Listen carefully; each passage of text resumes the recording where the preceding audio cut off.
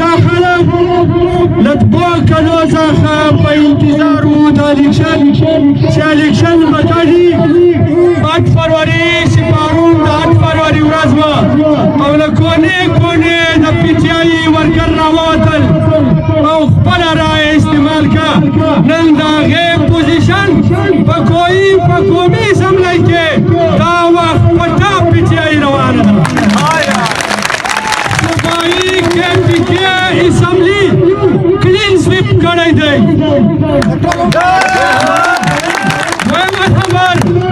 هغه سړی چې ډېرې دعوې به کولې او د پي ډي ایم صدر به هم ځان باله هغه ته مو شکست ورکړ په شینډه مو ولاړ بل هغه خبر چې دا وخت نو اوس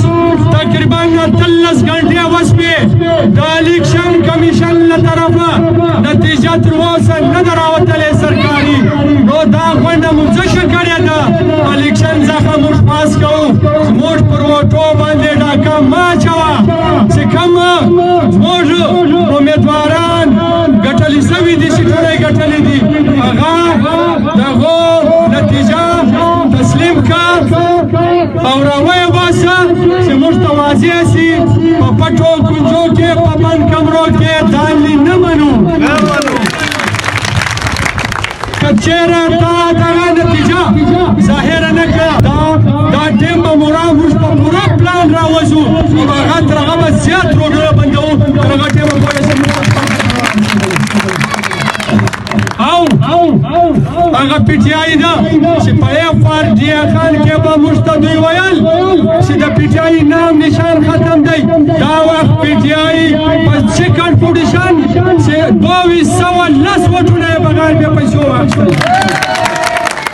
او دویم نمبر چې کوم د جمعیت وال وه چې په کروڑاو روپیو ولګولې 1800 ووټونه یې اخیستل شرمېدلې دي موږ منو چې موږ په حلقه باندې خپل ایم ایل اے نه ووت خو هغه سړی چې کومې ډېرې دعوې به لرلې هغه هم له دغه لارې څخه ویوست او بګاو بل چې موږ د چا حمایت کاوه په پریکړې باندې نن مو هغه سړی هم په ښه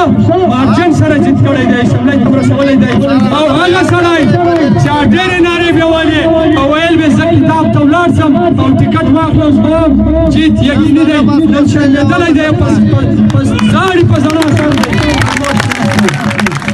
یو جان مننه موږ الیکشن کمیشن نتیجو ته په انتظار یو تر هغو پورې که نتیجه موږ ته وصول نه شوه ټول ورکر تیار اوسئ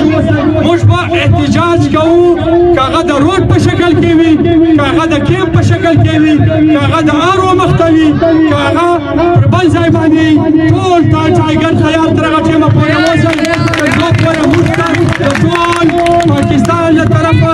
نتیجه نه وصول شوې انشاءالله.